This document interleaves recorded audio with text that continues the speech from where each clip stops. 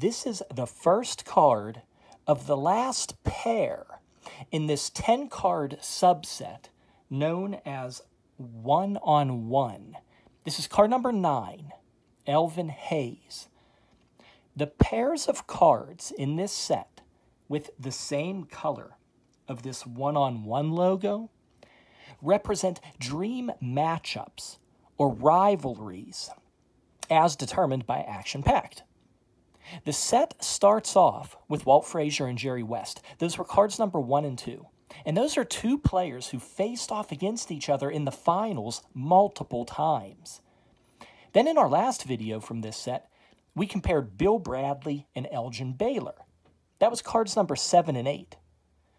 So let's take a look at this card number 9, Elvin Hayes, and we're basically seeing how this final pair, cards number 9 and 10, starts off.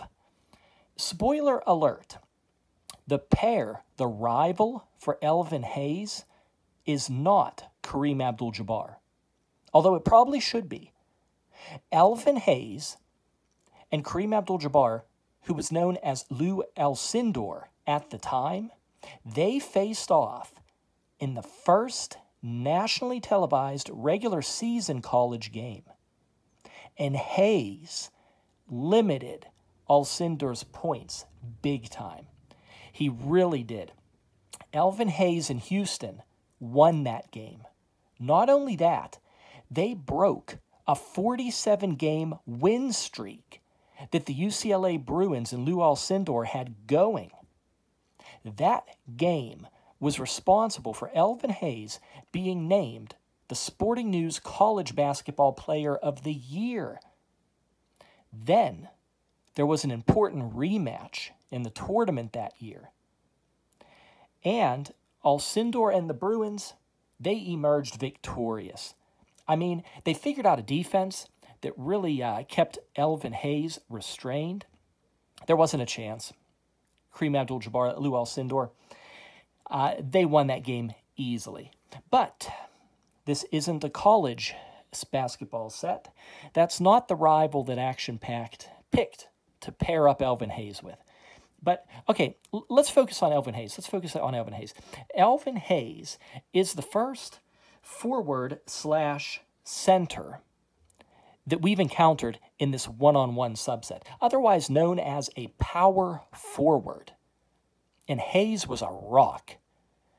Okay, let's go to the back. These cards are loaded with information. They're really great for history.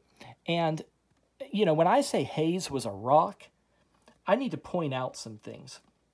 Look here. It says here that he paced the NBA, meaning he led the NBA. He led the NBA in minutes 4 times, and he retired as the all-time leader in minutes and games played. Look, to this day, Hayes is still 3rd all-time in minutes played. He had, get this, this is funny, this is good. He had exactly 50,000 minutes on the dot. Not a minute more, 50,000. Isn't that neat? And in his 16-year career, he only missed 9 games. I mean, how many of us could say that about our jobs, you know? But 9 games in 16 years. Absolutely amazing. But the other thing you need to know about Hayes, he was defined by his rebounding. I mean, he was Dennis Rodman before Dennis Rodman, you know, generations earlier. The rebounding was amazing. Let's point out some things here. Look, he was the all-time NCAA tournament leader with 222 rebounds. Impressive. Some other stats here. He led the NBA in rebounds per game with 16.9, that was 1969-70, and then a career-high 18.1 in 73-74. But keep in mind, when he led the NBA in rebounds per game, 69-70, that was only his second season. Second season, and already there. Here's one not on the card.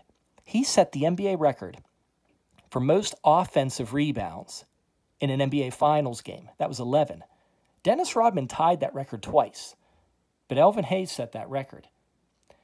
And we also see on this card that he ranked 4th all-time in most rebounds, 16,279.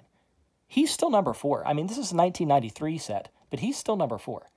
So, you know, I'm really excited to do another comparison like we did when we see what card number 10 is, when we see who he's supposed to go one-on-one with.